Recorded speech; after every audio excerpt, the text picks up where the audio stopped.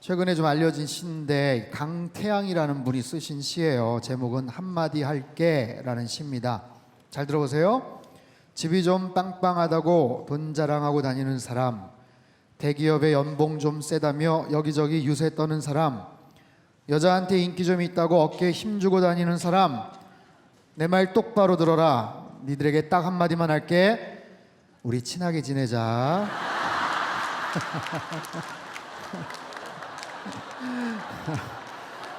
와. 여러분, 예수님과 친하게 지내시기를 축원합니다. 네. 예수님과 친하게 지내는 게 최고예요. 네. 이번 여름 수련회를 통해서 예수님과 친하게 지내는 그런 소중한 계기가 될 줄로 믿습니다. 3번 했어요. 어제 우리 Through Christ, 예수님을 통해서 우리가 어떻게 하나님의 자녀가 되는가, 예수님을 통해서 우리가 얻을 수 있는 놀라운 은혜와 축복이 있는데, 그것은 구원에 대한 놀라운 정말 하나님의 크신 은총뿐만 아니라 그것이 과거의 어느 한 시점에서만 머무는 게 아니고 현재적인 상황 속에서 예수님을 통해서 우리가 계속해서 공급받는 놀라운 은혜와 능력들이 있어요. 그래서 내가 예수님을 믿는다고 말을 하면서도 내 안에 있는 그 믿음이 얼마나 건강한가, 내 안에 있는 믿음이 얼마나 온전한가, 내가 분명히 예수님을 믿고 있지만 어느 단계까지는 믿고 그 다음 단계는 나 솔직하게 그 다음 단계는 나 자신 없다 야, 이렇게 말할 수도 있지 않나. 마르다와 마리아가 그렇잖아요. 너무나도 분명하게 멋진 믿음을 갖고 있었지만 그 다음 단계에 대해서는 아주 냉정한 불신앙적인 태도를 갖고 있었던 그들의 모습이 바로 우리의 모습이거든요. 그래서 예수님을 통하여 우리 안에 있는 믿음은 과거의 한 시점에서 머무는 게 아니라 현재적인 사건, 그리고 미래에 장차 우리에게 나타날 장래의 그 영광을 바라볼 수 있는 소망의 근거가 된다. 그래서 이 예수님을 통한 그 믿음의 첫 출발이 굉장히 중요한 거예요. 두 번째, on Christ. 그렇게 됐을 때 나의 믿음의 기초를 예수님으로 든든하게 견고하게 세워져 가고 있는가. 집이 아무리 화려해 보이고 높이 올라간다고 해도 기초가 튼튼하지 않으면 그 집은 위험할 수가 있는 겁니다. 근데 중요한 것은 그 기초가 잘 보이지를 않기 때문에 우리가 망각할 수가 있더라라는 거죠. 나의 기초는 어떠한가? 나의 믿음의 기초는 얼마나 견고한가? 얼마나 튼튼한가? 그 기초가 정말 예수 그리스도로만 똘똘 뭉쳐져 있는 그런 기초인가? 기초가 그럴듯해 보이는데 그 기초 안에 다른 불순물들이 자꾸만 들어가 있지는 않나? 주님을 기초로 우리가 믿음 생활을 한다고 하면서도 예수님도 좋지만 세상의 것도 저는 너무 좋아요. 예수님을 사랑하지만 세상의 것도 여전히 사랑합니다 라는 어떤 그런 모습이 비추어졌을 때 그 기초는 굉장히 불안정할 수가 있는 거예요. 콘크리트로 정확하게 공법과 그 수치와 또 거기에 맞는 배분을 맞춰서 그것이 기초가 되어야 되는데 거기에 온갖 다른 들어가지 말아야 될 것들이 그 안에 만약에 들어가 있는다면 여러분, 그 건물은 굉장히 불안정하지 않겠습니까? 바로 나의 믿음의 기초가 어떤가? 내가 예수님을 믿는다고 하면서 신앙생활을 제대로 하겠다고 하면서 나의 믿음의 기초를 어떻게 내가 다지고 있는가?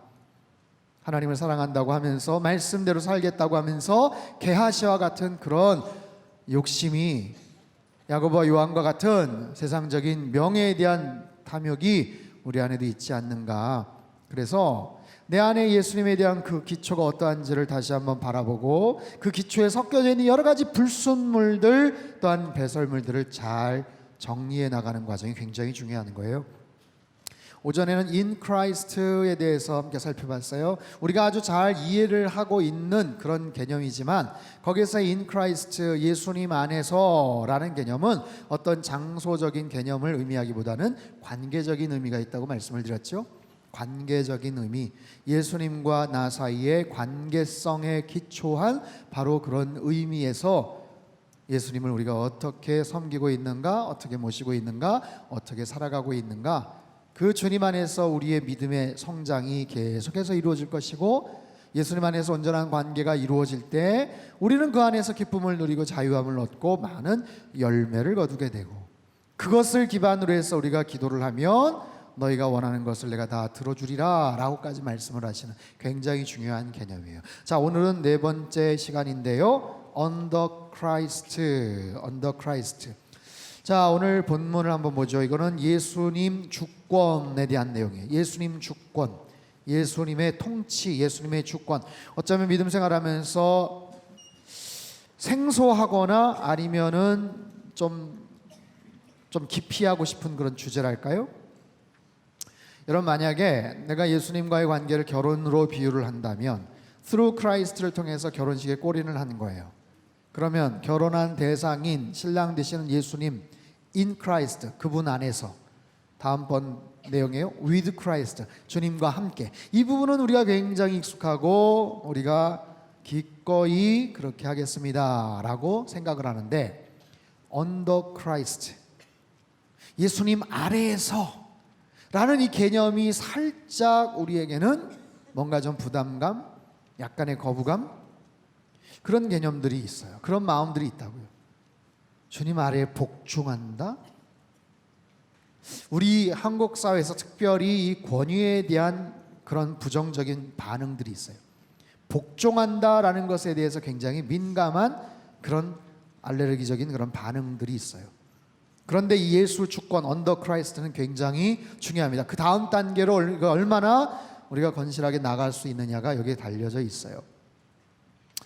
자, 56페이지를 보시면 예수 주권은 우리가 그리스도의 권위 아래에 있음을 의미합니다. 이것은 우리의 이성이나 감정을 무시하고 무조건 예수님의 말씀을 따라가는 것이 아닙니다. 무조건 예수님도 명령을 하시는 게 아니에요. 예수님의 사랑과 주되심을 믿고 그분의 말씀, 진리 앞에 내 모든 것을 복종시키는 것입니다.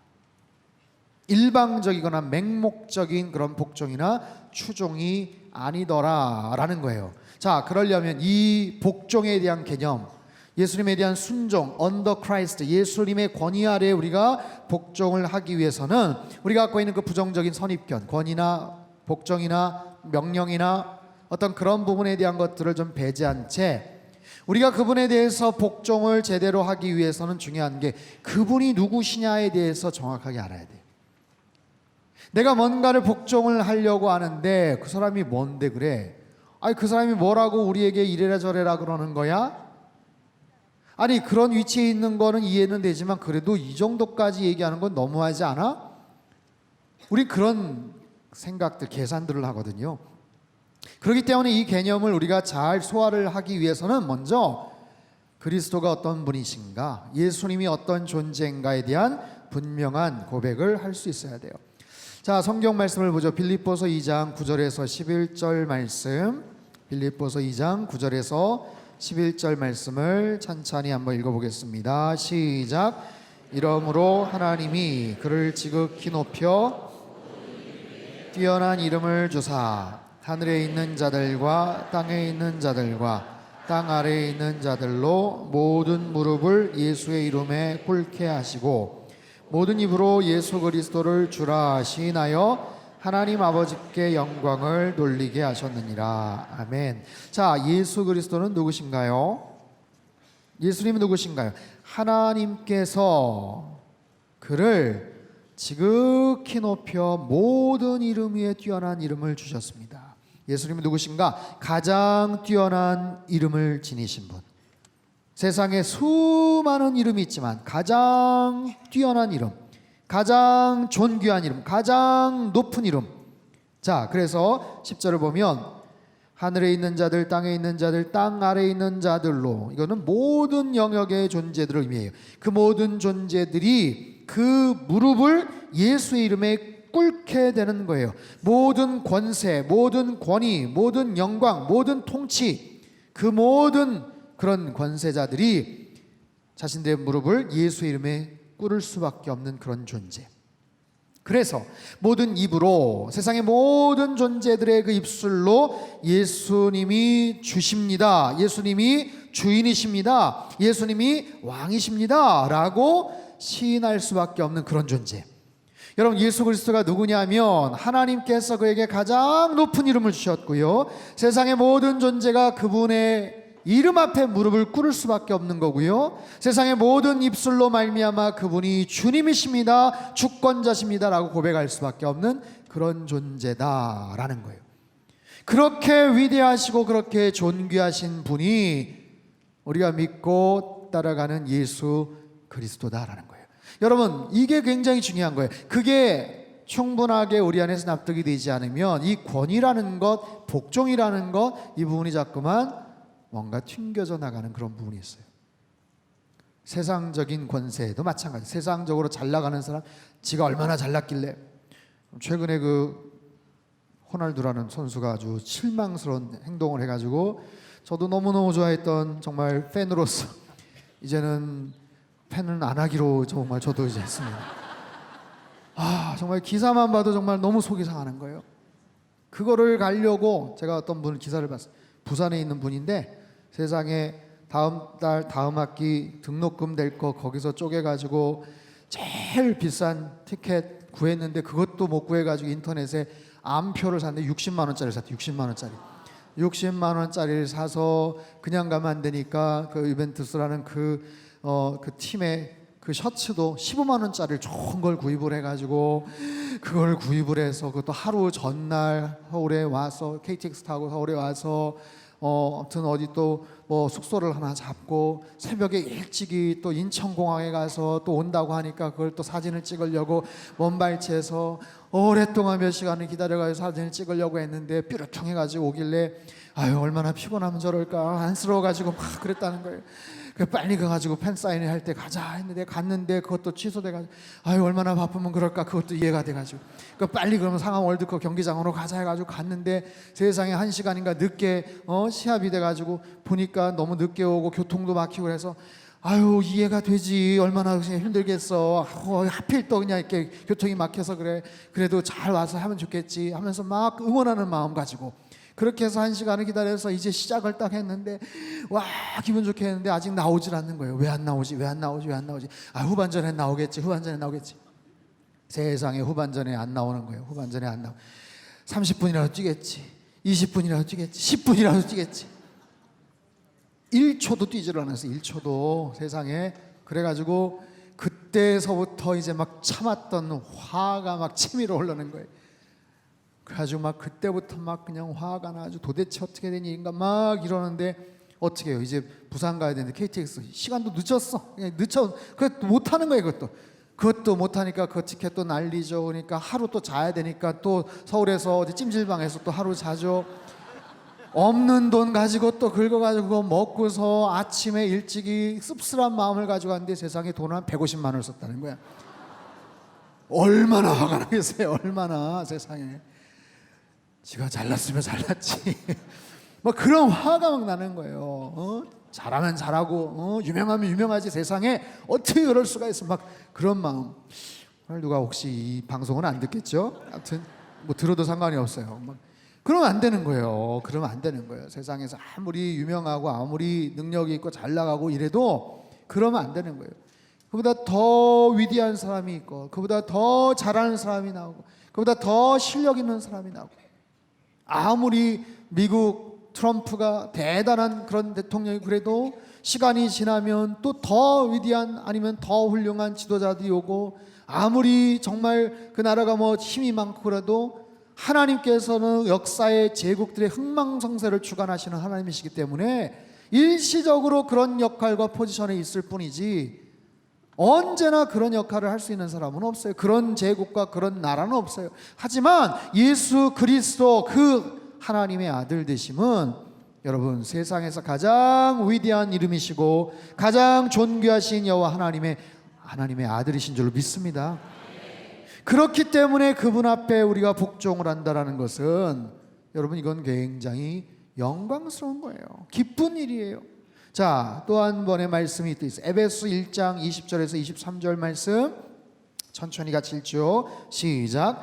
그의 능력이 그리스도 안에서 역사하사 죽은 자들 가운데서 다시 살리시고 하늘에서 자기의 오른편에 앉히사 모든 통치와 권세와 능력과 주권과 이 세상뿐 아니라 또 만물을 그의 발 아래에 복종하게 하시고 그를 만물 위에 교회의 머리로 삼으셨느니라. 교회는 그의 몸이니 안에서 만물을 충만하게 하시는 이의 충만함이니라. 아멘. 예수 그리스도가 어떤 분이신가? 죽은 자들 가운데서 다시 살아나신 분, 하늘에서 하나님의 오른편에 앉으신 분, 모든 통치와 권세와 능력과 주권과 이 세상뿐 아니라 오는 세상의 모든 이름보다 더 뛰어나신 분, 만물을 그의 발 아래 다 복종케 만드시는 분, 그래서 그 만물 위에 교회의 머리가 되시는 분이 바로 예수 그리스도다라고 말씀을 하세요. 여러분, 신약의 복음서를 보면 예수님의 생애, 예수님의 사상, 예수님의 삶에 대해서, 예수님의 말씀에 대해서, 그분의 십자가의 사건과 부활에 대한 내용들을 우리가 접할 수 있지만, 특별히 옥중서신 에베소서나 골로새서를 보면 예수 그리스도의 신학적이고도 굉장히 중요한 교회론적인 그런 하나님께서 우리에게 서술해 주시는 예수님에 대한 아주 스케일이 크고 정확한 정보를 우리가 볼 수가 있는 거예요. 예수님이 바로 그런 분이시다. 여러분, 우리가 그분의 그 주권 하에 들어가기 위해서, 잘 들으세요. 왜냐하면 갈등을 자꾸만 하기 때문에 그래요. 우리가 예수님만큼 잘났다, 그게 아니지만 자꾸만 우리의 죄성은 예수님께서 뭔가를 말씀하시면 정말 꼭 그럴까 하고 딴지를 걸려고 하는 그런 경향들이 있어요.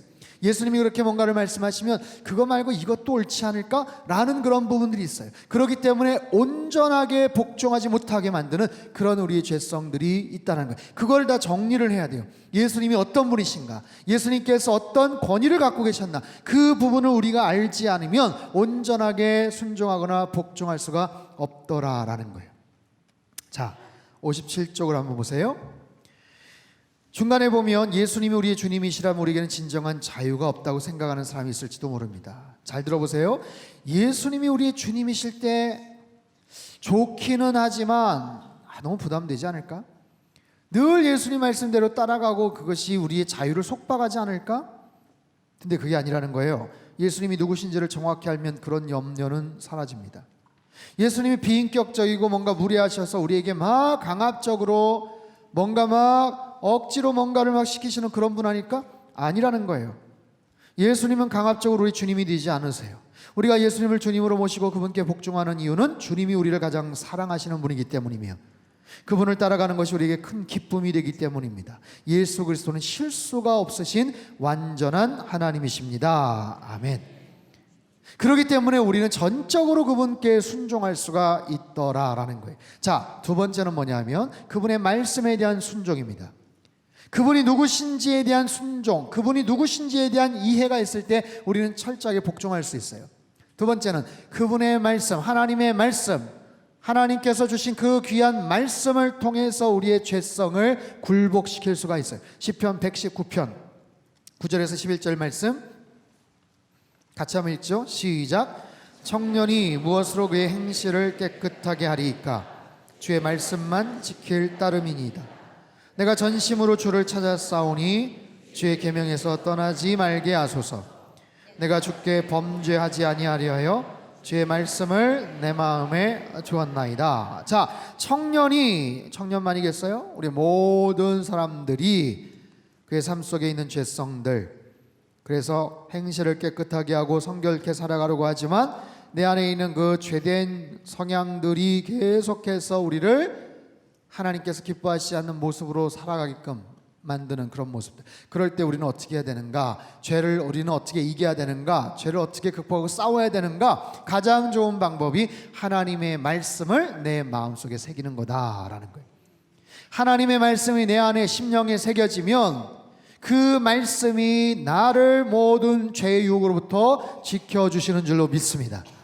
하나님의 말씀은 곧 하나님의 인격이에요. 하나님의 말씀은 곧 그분의 존재를 의미합니다. 눈에 보이지 않는 하나님이시지만 말씀을 통해서 역사하시는 그 하나님이 나의 심령 가운데, 나의 의식 가운데, 나의 생각 가운데 가장 정확하게 잘 박힌 못처럼 새겨지면 내가 어떤 죄성에서 살짝 유혹을 하고 고민을 해도 그 말씀이 강력하게 나의 삶을, 나의 중심을 지키게 되더라라는 거예요. 우리 마음속에는 하루에도 수도 없이 많은 전쟁터에 수많은 전쟁이 계속해서 우리 마음속에서 일어나는 거예요. 내가 하고 싶은 것들, 하고 싶은 욕망들, 하지만 해서는 안 되는 그런 부분들, 내가 좋아하는 취미나 기호나 여러 가지 그런 부분들, 그 안에서 하나님이 엄격하게 하지 말라고 또는 하라고 구분해 내신 그런 부분들과 계속해서 마찰을 일으키죠. 몰라서가 아니라 충분히 알면서 양심이, 마음이 계속해서 나를 콕콕 찌르고 성령님께서 음성을 들려주심에도 불구하고 기어코 죄를 향해 달려나가는, 그 속에서 하나님의 말씀은 나의 삶을 지켜주는 거예요. 나의 삶을. 자, 이 계명, 이 말씀, 그 말씀을 통해서 우리는 하나님의 주권적인, 예수 그리스도의 그 주권적인 그 은혜 가운데서 우리는 순종하면서 살아갈 수가 있더라라는 거예요. 58쪽을 한번 보세요. 58페이지. 자, 세 번째 줄입니다. 우리의 삶에서 예수 그리스도 아래 복종하지 못하는 영역이 있다면 그것은 우리가 다른 것을 주인으로 삼고 있기 때문입니다. 하나님을 경외하는 마음을 지키는 것이 모든 믿음의 선한 싸움의 기초입니다. 여러분, 내 마음을, 나의 내면을 한번 들여다보십시오. 내 안에 수없이 많은 나의 이기적인 자아가 있어요. 나의 욕심이 있어요. 그것이 꿈틀꿈틀, 때로는 안 보이는 모습처럼 마치 뱀이 또아리를 틀고 있는 것처럼 그렇게 있다가 어떤 상황이 나타나면 슬그머니 그것이 촉발이 되는 어떤 영역들이 있습니다. 연령대에 따라 다르고요, 상황에 따라 다르고요, 시점에 따라 다르고요, 우리 각자가 또 연약하고 또 특별하게 걸려 넘어지는 영역들이 있어요. 사단은 것을 기가 막히게 합니다. 보암직도 하고 먹음직도 하고 지혜롭게 할 만큼 탐스럽기도 하였더라. 그 세 가지 카테고리 안에 다 들어가 있어요. 나는 어떤 영역이 특별히 취약한가? 나는 어떤 부분이 특별히 약한가? 여러분, 이 사실을 우리는 알아야 돼요. 내가 어떤 부분이 약해서 자꾸만 걸려 넘어지는지를 우리가 알지 않으면, 왜냐하면 사단은 계속 그 부분을 공격을 하기 때문에, 아무리 다른 부분을 잘 막아서 방어를 한다고 해도 그 부분이 뚫려버리면 그 싸움은 지는 거예요.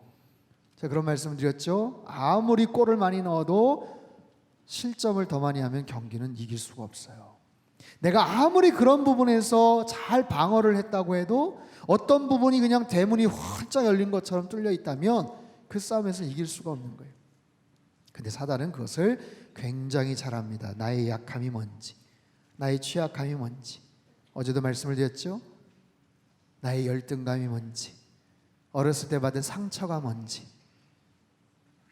남들은 멀쩡한데 똑같은 상황에서 똑같은 이야기를 들었을 때 괜찮은데 왜 나만 발끈하고 그 부분에 민감하게 반응을 하는지.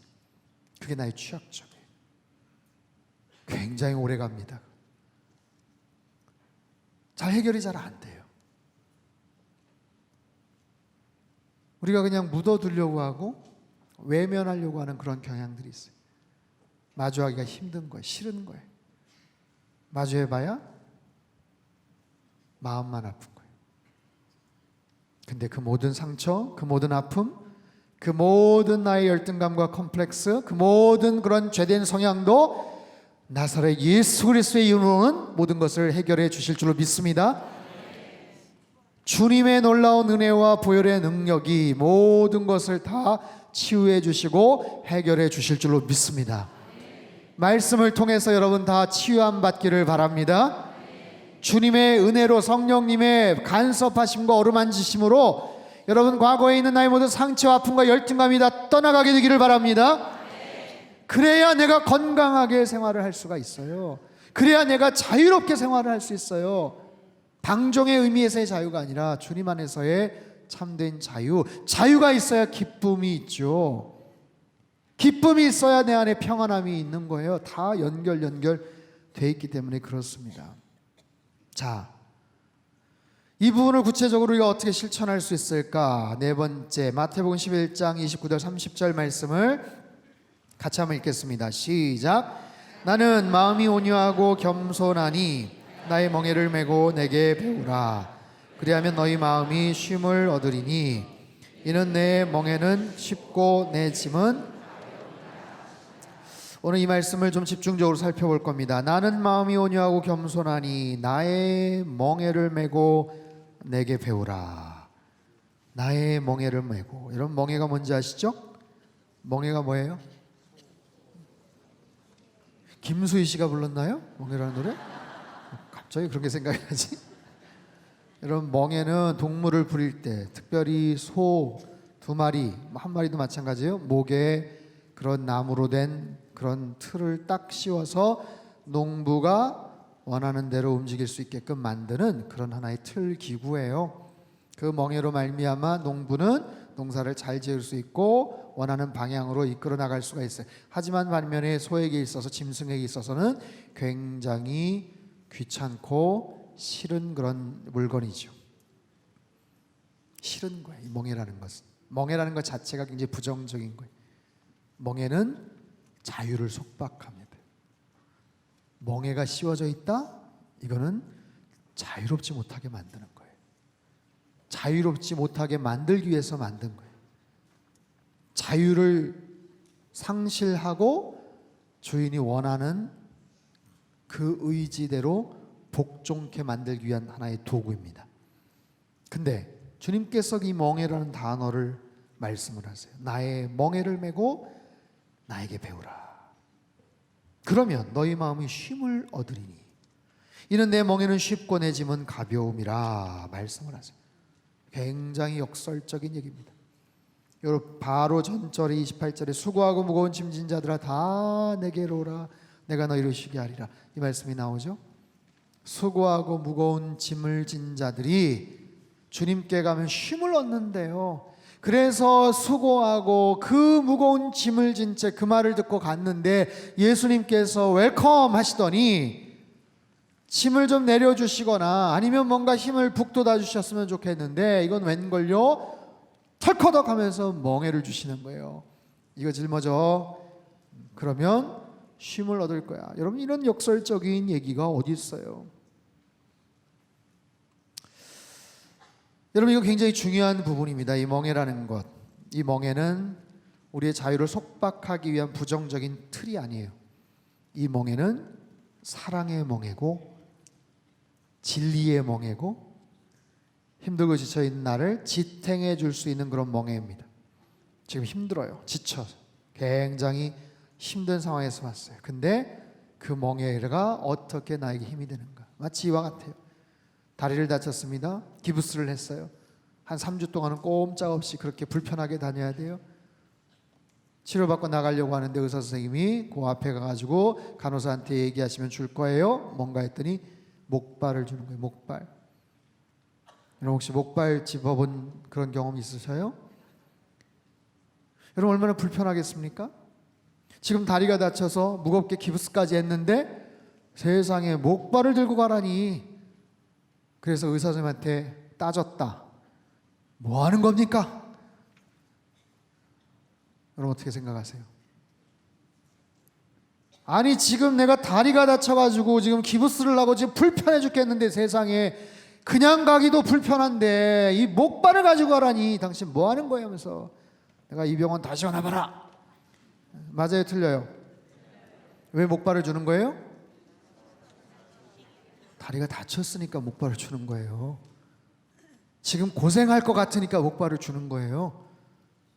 그냥 가면 찌우뚱 힘드니까 그 목발을 가지고 그것을 의지하라고 주는 거예요. 그 목발은 그에게 부담이 되거나 짐이 되는 그런 도구가 아니에요. 여러분, 등산 좋아하시는 분들 계시죠? 요즘은 너무 더워가지고 그럴 텐데 청주 주변에는 이렇게 등산할 만한 곳이 참 좋은 데가 많아요. 우리 목사님들하고도 종종 우리 상당산성 이렇게 가기도 하고 그랬었는데요. 그렇게 뭐 큰 산도 아니고 뭐 험한 코스도 아니지만 그 조그마한 스틱이 있고 없고 차이가 되게 많더라고요. 그렇죠? 그 스틱 하나가 아니면 때로는 2개가 있고 없고의 차이가 되게 많아요. 그것이 있을 때 훨씬 더 자신의 무게중심을 분산시키고 힘을 훨씬 더 좀 세이브할 수가 있어요. 여러분 옛날에 줄타기 막 이렇게 하는 막 무슨 어릿광대 같은 뭐 이런 서커스 같은 거 있잖아요. 그 줄타기 하는 분들이 꼭 손에 뭘 듭니다. 아세요? 뭘 들어요? 부채를 들기도 하죠. 부채. 아니면 긴 장대 같은 거 들죠.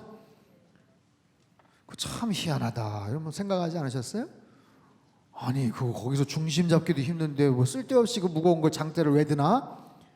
왜 그거 왜 들겠어요? 중심 잡으려고 드는 거예요. 그 부채가 뭐가 도움이 되겠어요? 중심 잡으려고 드는 거예요. 여러분 우리의 삶 속에 수고하고 무거운 짐을 졌기 때문에 멍에를 지지 않으면 우리는 그냥 풀썩 쓰러져 버립니다.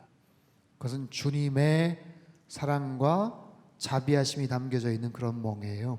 근데 멍에가 그런 멍에가 있는 것, 그 멍에만 있는 게 아니에요.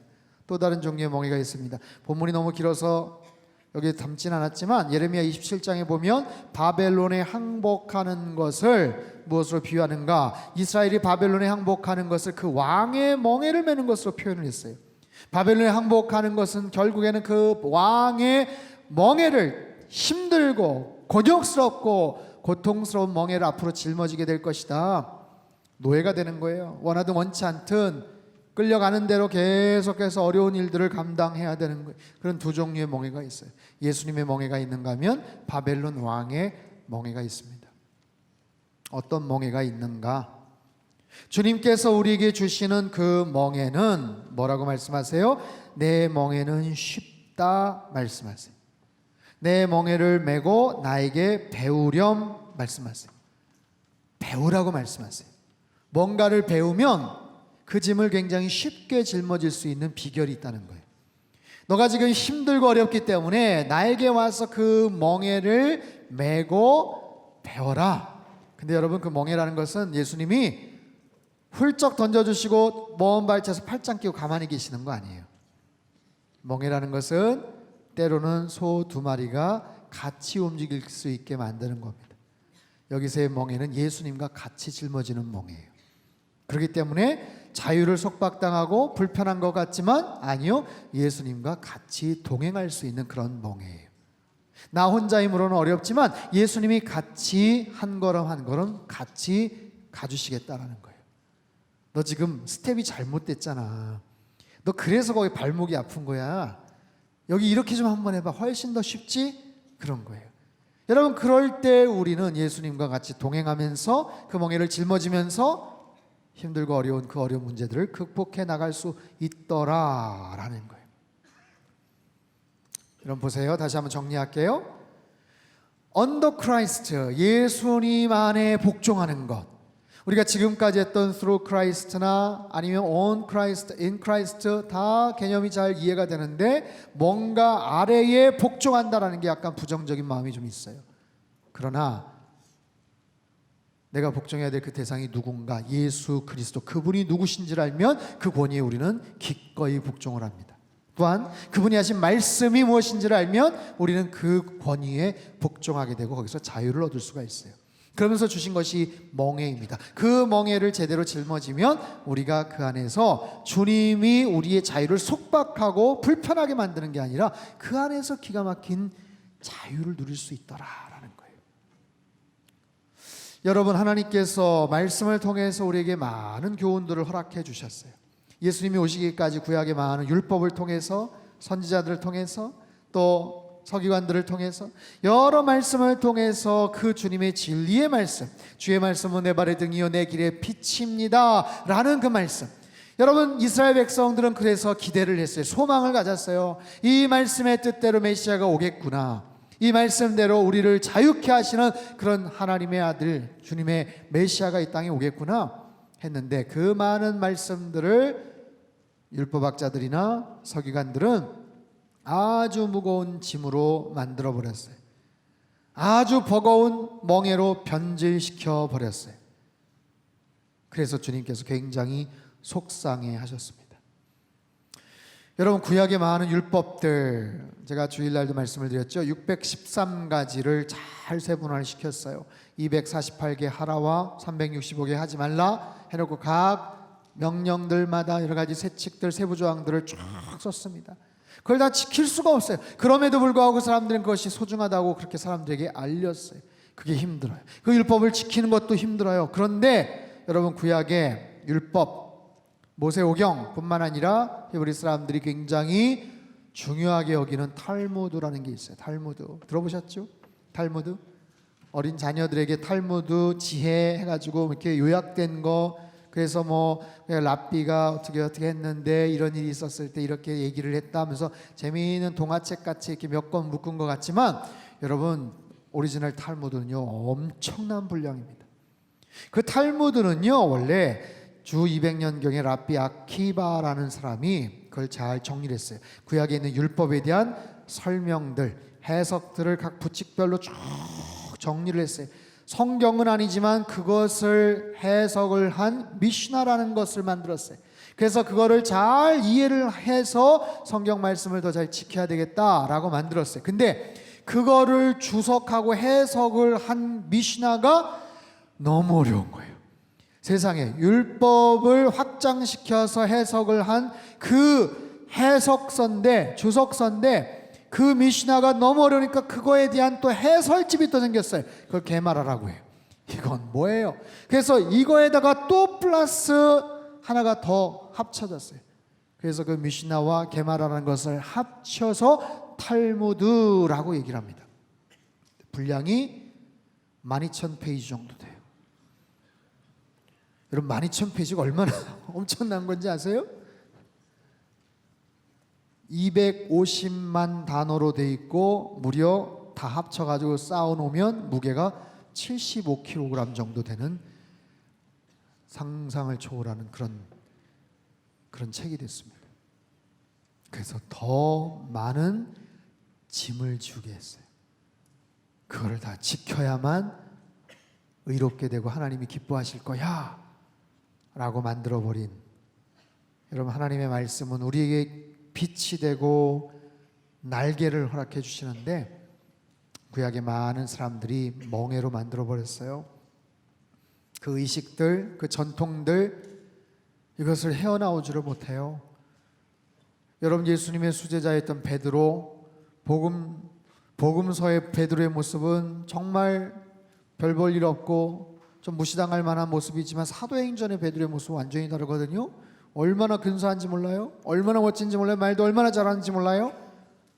사도행전 2장, 3장, 4장, 5장에 보면 얼마나 용기 백배한지 몰라요? 그랬던 베드로조차도 사도행전 10장에 가면 음식 먹는 것 때문에 하나님과 갈등을 하는 내용이 나오잖아요.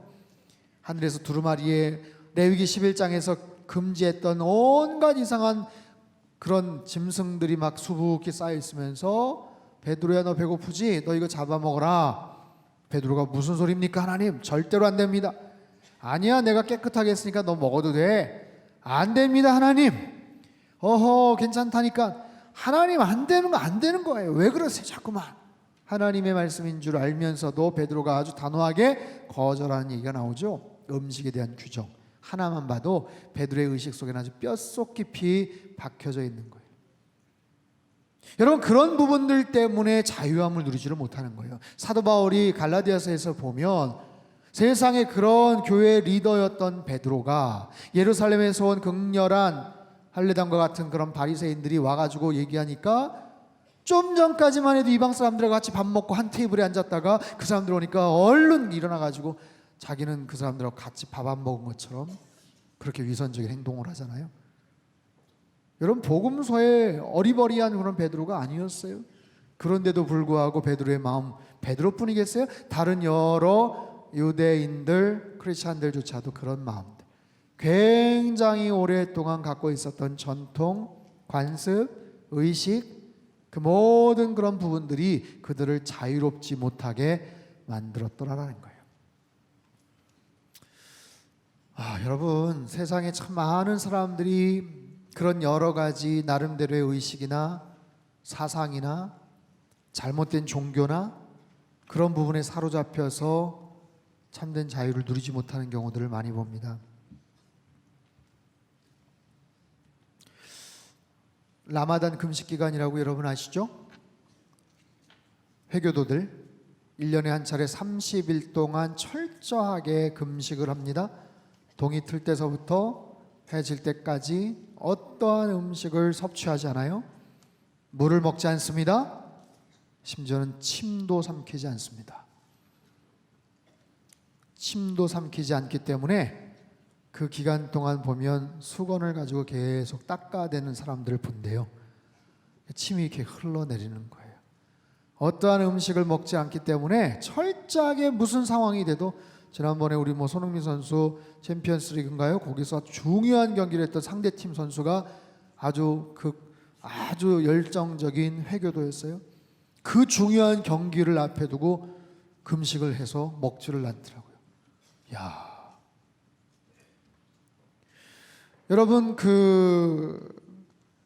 오체투지, 티벳의 라마 불교를 섬기고 있는 그 사람들이 하고 있는 오체투지라는 거, 제가 언젠가 한번 설명을 드렸죠. 새 발자국 가고 납작 엎드려서 이마, 양 팔꿈치, 무릎을 완전히 땅에다 대고 다시 일어나서 또 삼보일배를 가는 거예요. 또 세 발자국 가서 다시 그렇게 납작 엎드려서, 그리고 절하고, 그리고 다시 또 세 걸음 걸어가고, 그렇게 해서 일어나고 또 가고, 오체투지로 삼보일배로 그렇게 갑니다. 어디까지요? 라싸에 있는 포탈라궁 족항사원이라는 곳, 이 티벳 라마 불교의 그 본산입니다. 이곳에서는요, 중국 저 내몽고 쪽이기 때문에 멀게는 기차로 48시간 정도를 가야 되는 굉장히 먼 거리예요. 근데 그곳까지 그 오체투지로 삼보일배를 해서 거기까지 가기 때문에 어떤 사람은 10년이 넘게 걸리기도 한대. 상상이 갑니까? 상상이 가세요? 자기가 그날 저녁에 자야 되고 먹어야 될 음식을 저만치 가가지고 어디다가 잘 이렇게 안 보이게 숨겨놔요. 그리고 다시 출발한 쯤에 가서 오늘 저녁 때쯤 그 정도 도착하겠다 싶은 데까지 또 가는 거예요.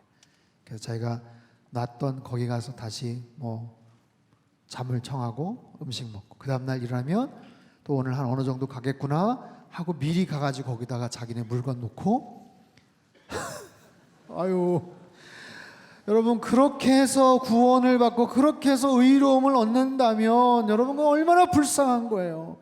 여러분, 그렇게 해가지고 구원을 받는 게 진짜 그들이 믿고 있는 신이라면 그 신은 얼마나 나쁜 신이에요. 얼마나 악한 신이에요. 그들을 섬기는 정말 그 추종자들을 그렇게 고통스럽게 만드는 그 신은 얼마나 악한 신이냐고요. 여러분, 우리의 인생 가운데 그렇게 힘겹게 어렵게 뭔가에 사로잡혀 살아가는 그 모든 사람들, 이 땅 가운데 살아가는 많은 사람들이 잘못된 종교나 허황된 사상에 사로잡혀서 그렇게 살아가기도 합니다. 하지만 주님께서 말씀하신 것처럼 정말 수고하고 무거운 많은 짐을 진 그런 사람들, 제가 몇 달 전에 신문에서 그 기사를 봤어요. 폐지를 주우시는 어르신들 있잖아요. 우리나라에 참 전 세계에서도 참 드문 어떤 그런 건데, 연세가 많으시고 허리가 꼬부라지신 채 폐지를 겨우 주어야만 사시는 그런 분들이 10만 명 가까이나 된대요.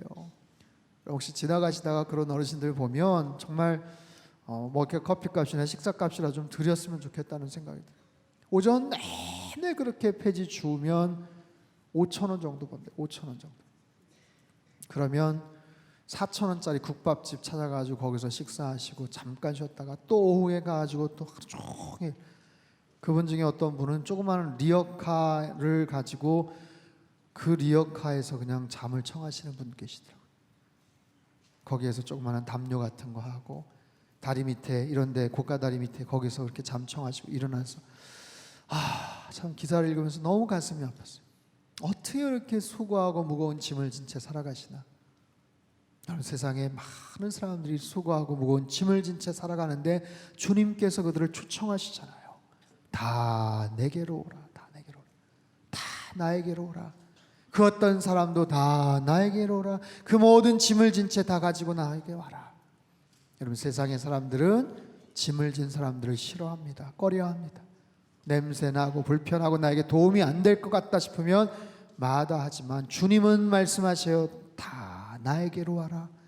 나에게로 와서 이 멍에를 메고 나에게 배우라 말씀을 하세요.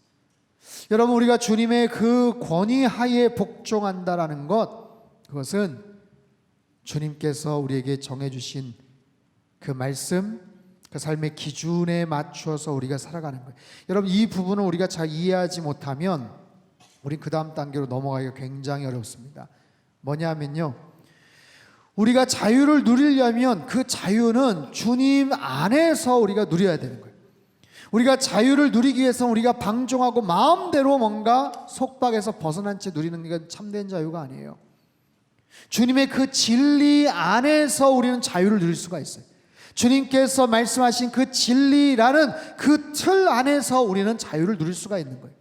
진리를 통한 자유예요. 그래서 그 진리 안에 우리의 생각과 우리 의식을 내어 맡기는 순종이 있을 때 우리는 자유를 얻게 되는 거예요. 그래서 이 언더 크라이스트, 이 부분이 굉장히 중요합니다. 왜냐하면 그 다음 단계로 나아가기 위해서. 여러분, 주님의 그 권세와 주님의 그 말씀 가운데 여러분 얼마나 복종하고 계십니까? 내가 그 말씀 가운데 복종하는 만큼 우리 안에 하나님께서 주시는 참된 자유가 있는 줄 믿습니다. 여러분, 그 자유라는 것은 우리가 그냥 마음대로 그냥 내키는 대로 살아가는 게 자유가 아니에요. 순종을 통해서 자유를 누리는 거예요. 주님께서 말씀하시는 그 규정 하에서 우리는 자유를 누리는 거예요. 피아노를 치시는 분들은 처음에 그 지루한 그 기본적인 기법들을 계속해서 익혀야만 돼요. 왜냐하면 그래야 그것이 익숙해지고 그 다음 단계 건반 위에서 우리는 자유를 누리는 거예요. 스케이트를 처음 타시는 분들은 자꾸만 벌렁벌렁 넘어지지만 그 기본적인 틀들을, 기본적인 폼을, 자세를 배워야만, 귀찮고 힘들어도 배워야만 빙판에서 자유를 누릴 수가 있는 거예요. 여러분, 스키 타보셨어요? 스키도 마찬가지예요. 처음에는 불편하고 힘들겠지만 그 기본적인 폼을 익혀야만 그 위에서 굉장히 스릴을 맛보면서 내려올 수가 있는 거예요. 창공을 날아다니는 그 연이 그 주인의 그 손끝에서 왔다 갔다 까딱까딱 한다는 게 그게 귀찮고 불편하고 억울하고 속상해서 나는 저 끈이 없었으면 좋겠어, 저 끈이 끊어졌으면 좋겠어, 그래야 마음껏 창공을 날아다닐 거 아니야 라고 하는 것은 착각이라는 거예요. 주인의 손을 떠난 그 연은 어떻게 되겠어요? 금방 비참한 신세로 그렇게 끝이 나는 거예요. 우리 인생이 마찬가지입니다. 주님의 말씀이 우리의 삶 속에 온전하게 임할 때 그 말씀 하에서 여러분 나의 생각과 나의 뜻과 모든 것들을 내어 맡길 때 우리는 그 안에서 참된 자유를 누리게 되는 줄로 믿습니다. 하나님 말씀 그 순종을 통한 참된 자유함이 우리에게 있는 거예요.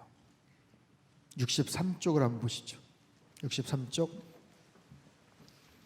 이것이 하나님의 은혜다라고 말씀을 하셔요. 그런데 주의할 것이 있습니다. 우리가 은혜라는 것은 그렇다면 그 은혜를 통해서, 그분의 사랑을 통해서 우리가 그럼 살아가는 삶 속에서 모든 율법이라는 것이 불필요한가? 그렇지 않습니다.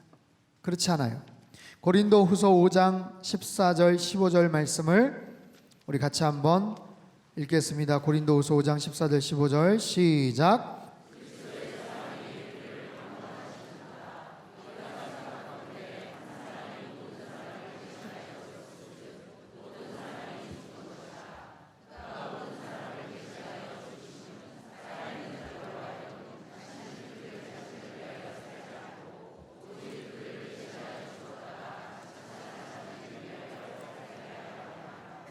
자, 14절에 아주 중요한 말씀이 하나 있어요. 거기다 밑줄을 쳐보세요. 그리스도의 사랑이 우리를 강권하시도다. 강권하시도다. 강권하시다라는 건 뭘까요? 강권하시다. 공동번역은 이렇게 번역하고 있습니다. 그리스도의 사랑이 우리를 그토록 강요하고 있기 때문입니다. 표준세 번역에서는 이렇게 번역해요. 그리스도의 사랑이 우리를 휘어잡았기 때문입니다.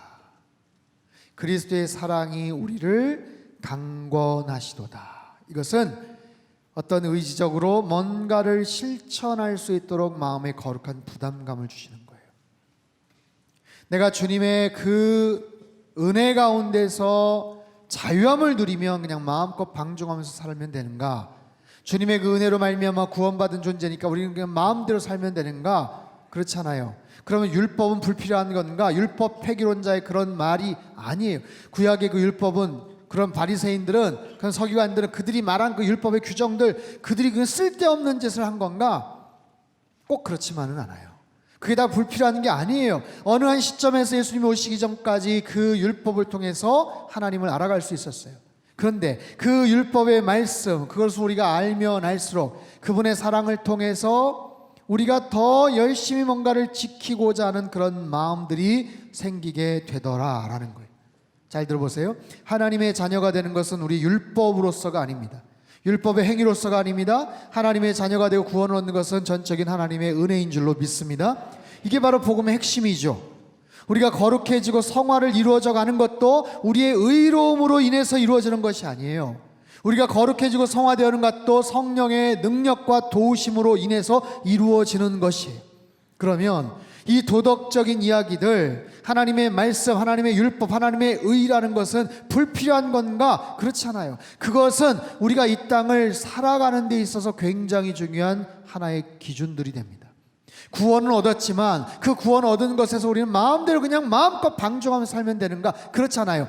구원을 얻었기 때문에 그 마음을 가지고 더더욱 하나님 말씀에 근거해서 우리가 살아갈 수 있는 그런 모습들이 우리 안에 나와야 되는 거예요. 그래야 더 성숙한 모습의 크리스천들이 됩니다. 그래서 알아야 되는 거예요. 말씀을 알아야 되는 거예요. 하나님의 뜻을 알아야 되는 거예요. 그럴 때 그 말씀이 불필요해, 이제는 치워졌으면 좋겠어가 아니라 강권하신다. 그것을 통해서 우리에게 거룩한 부담감을 주시는 거예요.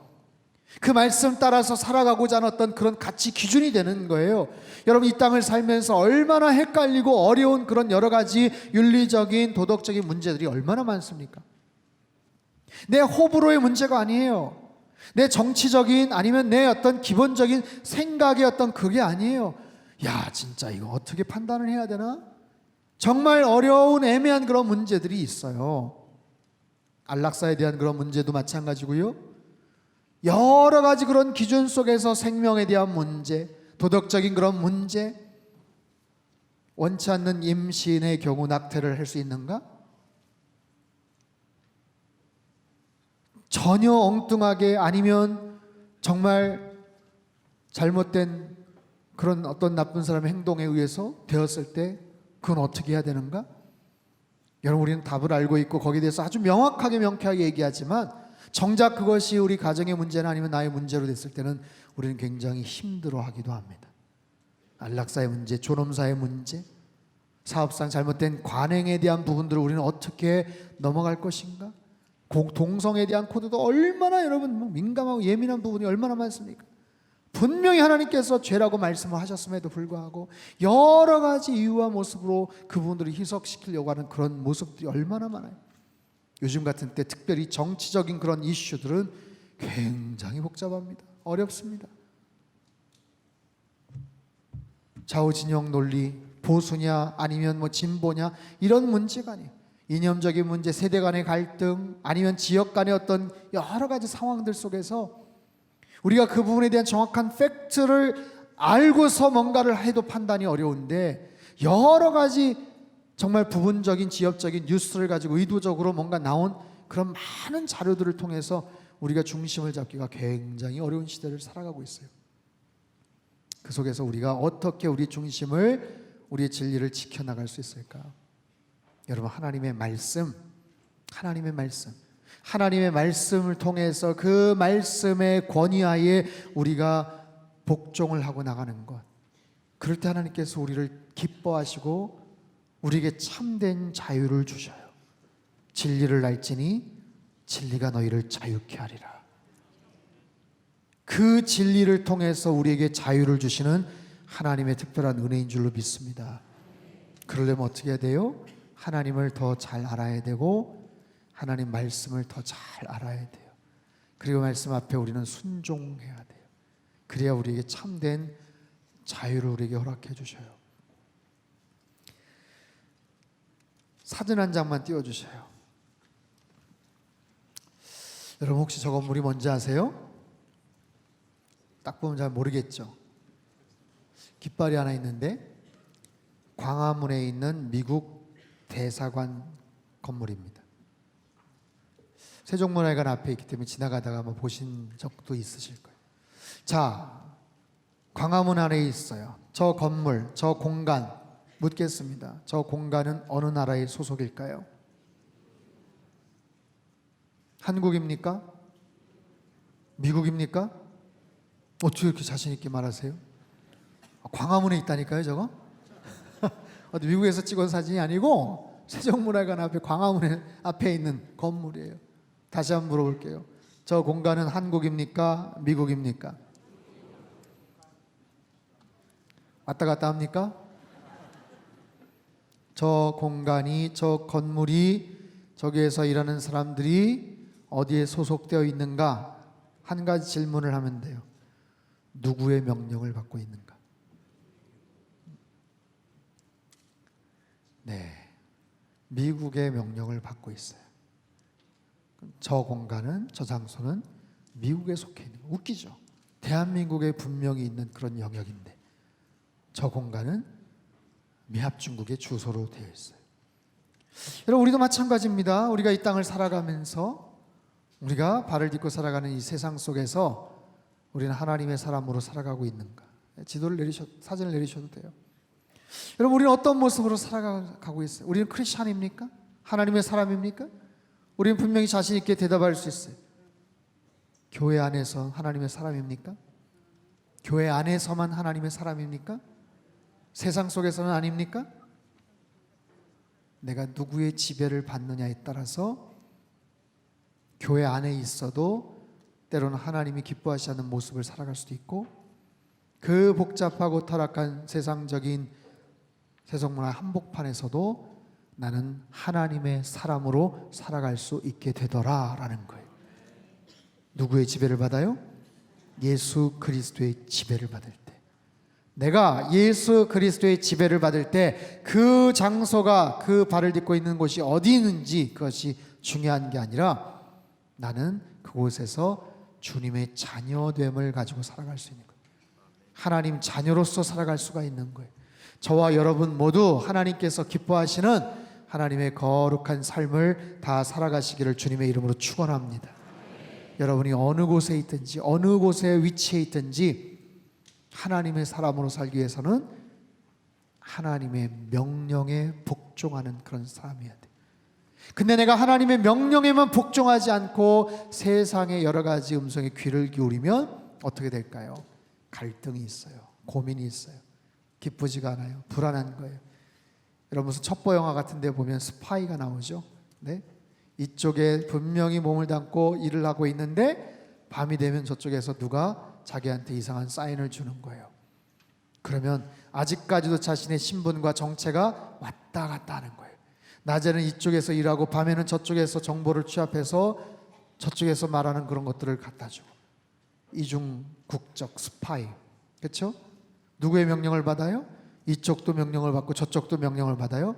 그러면 그 사람은 힘든 삶을 사는 거예요. 웃을 수가 없고 기쁠 수가 없고 자유할 수가 없고 늘 불안한 채 살아가는 거예요. 본 베개 밑에 늘 권총을 가지고 살잖아요. 그런 거와 마찬가지예요. 여러분, 하나님 나라에서 이중국적 스파이로 살지 않게 되기를 바랍니다. 네? 하나님만의 명령을 받는 그런 하나님의 사람으로 살아갈 때 하나님께서 우리 한 사람 한 사람을 하나님의 주권적인 역사 속에서 우리를 지켜 보호해 주실 줄로 믿습니다. 왜요? 그분은 강하고 위대하신 하나님이세요. 그 하나님이 우리의 주인 되어주시는 예수 그리스도이신 줄로 믿습니다. 우리의 힘이 되시고 찬양이 되시고 영광이 되시는 그 하나님만을 여러분 바라보며 찬양하며 사시기를 바랍니다.